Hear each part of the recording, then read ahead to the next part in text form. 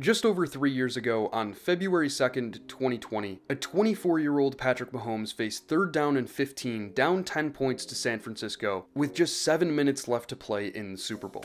If you're here, you probably know what happened next. Mahomes took a 14-yard drop back before rifling the ball downfield to a wide-open Tyreek Hill for a gain of 44 yards. This play would spark a late-game comeback, and Jet Chip Wasp would go down as one of the most legendary play calls in Super Bowl history. See, this play was specifically designed to attack San Francisco's go-to coverage in passing situations. When faced with a 3-by-1 formation from the offense, meaning 3 receivers on one side and 1 on the other, their go-to coverage was cover 3 buzz weak. The call tells the post safety to drop into a deep middle third, the outside corners to do the same with their eyes on the number 1 receivers, the apex defenders to widen out to the curl to flat zones on the sidelines, the Mike linebacker to drop into the hook, and the weak side safety to intercept any crossing route over the middle. Kansas City knew that Emmanuel Mosley would break with Sammy Watkins on the dig route, and that Jaquiski Tartt would do the same with Travis Kelce on the over route. That left Niners safety Jimmy Ward one-on-one with Tyreek Hill deep. Anticipating a verticals concept, Ward opened his hips and prepared to run for his life with Tyreek Hill in the post, but as soon as Hill saw those hips flip, he bent to the corner. Hill was so open that 40 yards downfield, he caught the ball like he was returning a punt. On the backs of Andy Reid, Patrick Mahomes, and Tyreek Hill, this play was Kansas City's first step toward dynasty status. Fast forward 3 years to a second Super Bowl win, and the Chiefs are well on their way to achieving such status. Kansas City once again outplanned and out-executed one of the league's top defenses on the biggest stage, and they made it look even easier than last time despite the absence of Tyreek Hill. Against the defense that ranked first in the league in yards per play allowed, Kansas City put up 38 points in just 24 minutes of possession. It was yet another offensive masterclass orchestrated by Andy Reid, and another Chiefs Super Bowl win that left us asking ourselves, how are these Chiefs receivers so open? Now, to understand what made Kansas City's game plan so effective last week, we first need to take a look at what they were going up against. Former Eagles defensive coordinator Jonathan Gannon is an extraordinarily passive play caller. In 2021, Gannon's first season as defensive coordinator in Philadelphia, the Eagles called zone coverage at the 7th highest rate in the league. They used 2 high safety coverage shells at an above average rate. They called MoFo or middle of field open coverages at the highest rate in the league, and they blitzed at the 4th lowest rate in the league. Gannon made an effort to diversify his play calling in his second season, which resulted in a similar rate at which the Eagles deployed a 2 high safety shell, but a lower rate of zone and MoFo coverage usage along with a big jump in the rate at which they blitzed. But the overarching philosophy of this defense has stayed the same. Since the new regime took over in Philadelphia, their defensive identity has been centered around preventing explosive gains through the air, and a key element of this philosophy is leverage. Philadelphia lives in coverages that use pattern matching principles. Coverages that tell the defensive personnel to execute their assignment based on the alignment of the opposing receivers. At a very basic level, a typical split field quarters coverage facing a 2x2 set from nickel personnel would look something like this. The outside cornerbacks would match the number 1 receivers on anything vertical, while the apex defenders would relate to the number 2 receivers with safety help over the top. Now, pre-snap, Kansas City motioned Sky Moore from the number 1 spot on the top of your screen to the other side of the formation, to which Philadelphia responded by kicking each player in the box over 1 receiver. Eagles safety Avonte Maddox, who aligned at nickel here, shuffled into the box, but didn't follow Sky Moore in motion. With that motion, Kansas City flipped the passing strength of the formation, but in terms of alignment, Philadelphia didn't match that change. They remained in the same pre-snap look, but were forced to change the structure of their coverage. Because Sky Moore was now the first receiver to release to the outside on the bottom of your screen, Darius Slay had to widen out toward the sideline and match him on anything vertical, Kaiser White had to pass number 2 to the corresponding safety, and TJ Edwards became responsible for number 3 with help from the other safety over the top. The coverage structure didn't matter all that much on this play specifically because Kansas City called a tight end screen pass. But this was a key play because it told the Chiefs how Philadelphia would respond to a pre-snap motion like this one.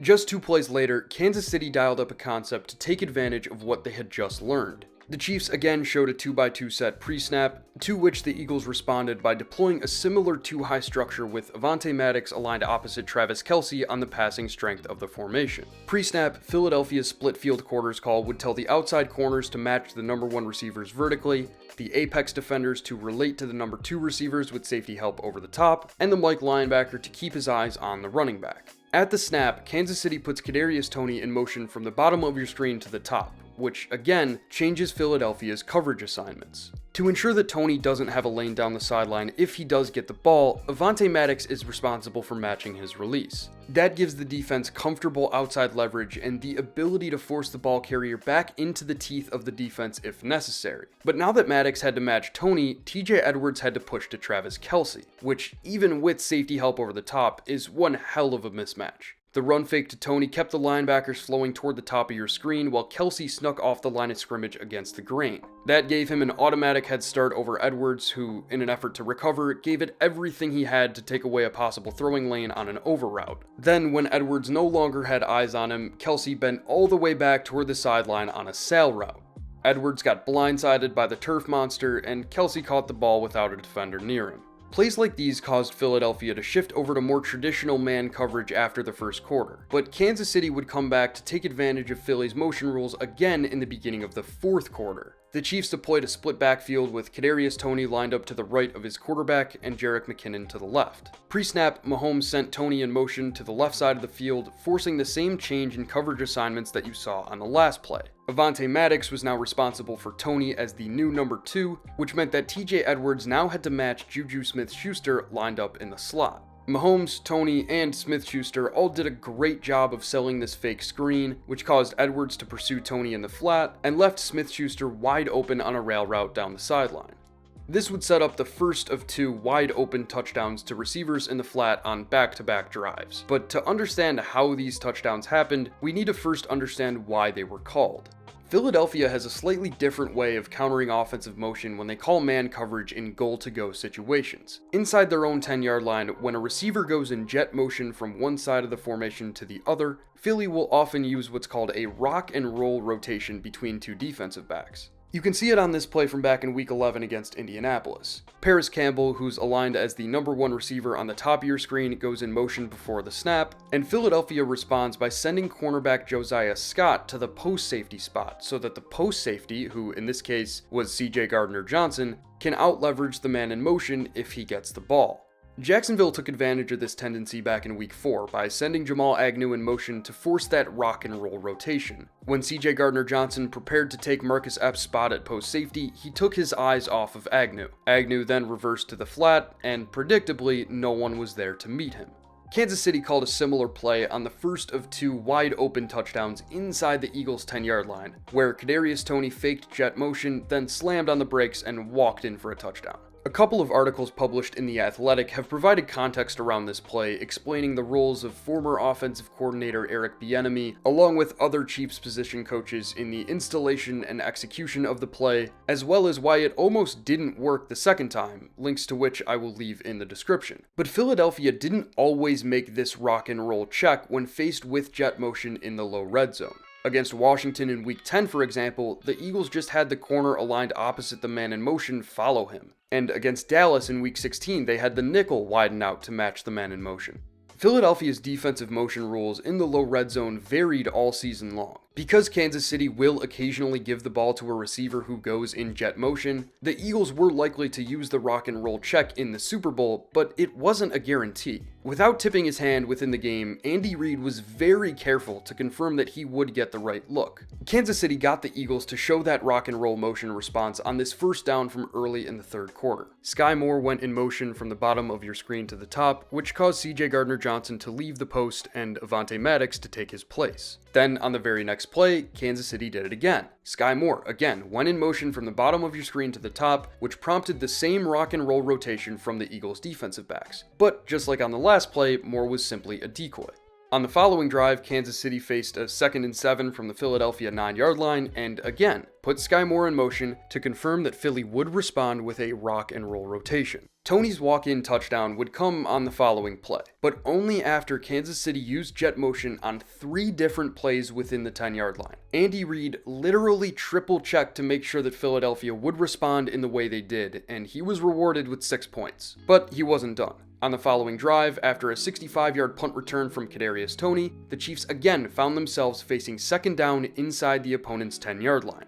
For the 5th time in this game, Philadelphia responded to Kansas City's jet motion in the low red zone with a rock and roll check, which was enough for Coach Reid to call the same play that got him a touchdown on the last drive one final time.